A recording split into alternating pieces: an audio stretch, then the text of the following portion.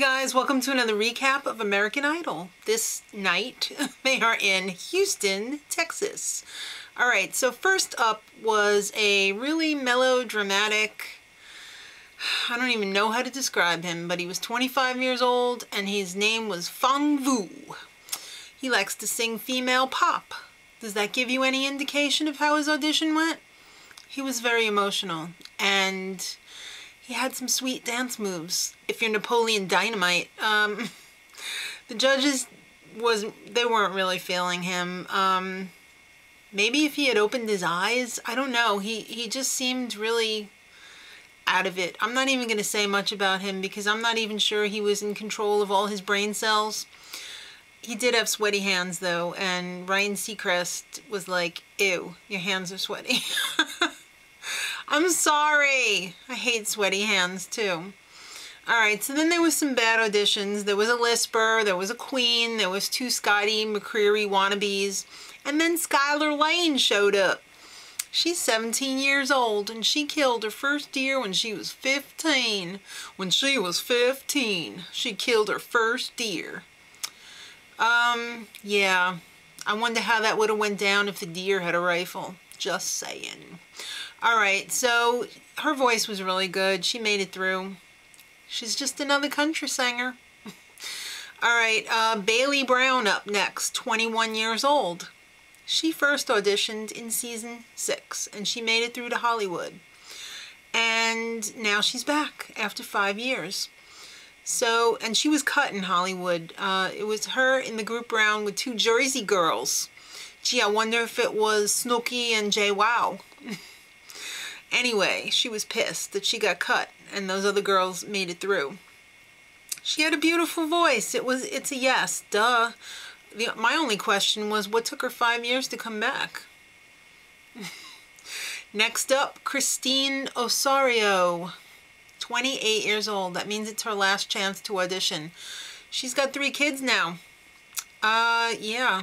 She is a single mom though. She's going through a divorce, which kind of sucks. It always sucks to go through a divorce. She took out a loan. She was going to pay the divorce lawyer with it, but she did not, and instead bought a plane ticket to audition. All I could say is thank God for J-Lo that this was not a stinker. She was really good.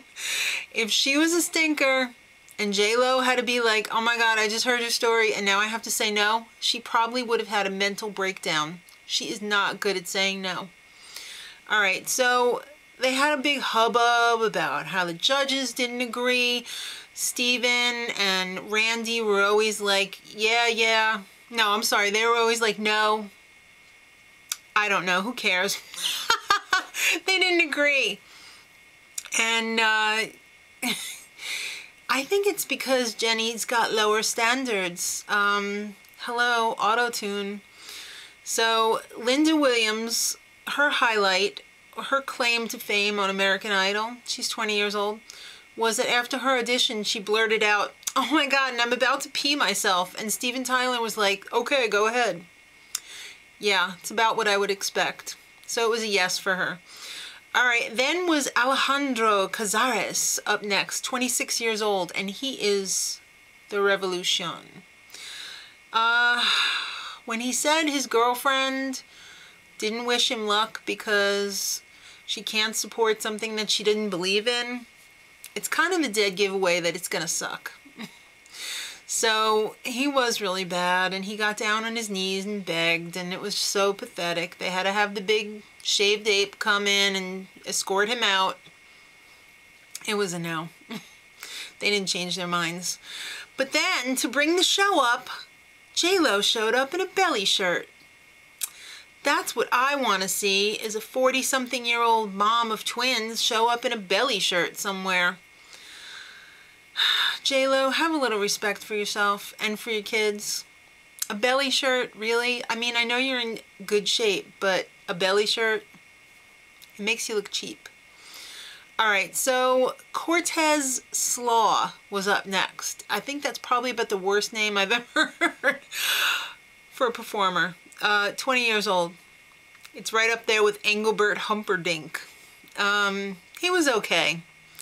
The thing that pissed me off was that when Randy told him to stop singing, he didn't stop. And I don't like that. I really don't. But it was a yes. All right, then there was some really ridiculous auditions. Bad singing, weird singing, bad clothes, crazy people. Which brings us to the end of tonight's episode. The money spot, if you will. Ramiro Garcia was in the final spot. He also was 28, so I guess this was his last chance as well. He's a worship leader at church. And, now get this, he was born without ears. OMG. He's had a ton of surgeries. He did have a great audition, but you know what? All I can picture is the freaking producers like, oh my god, he was born without ears. This is genius.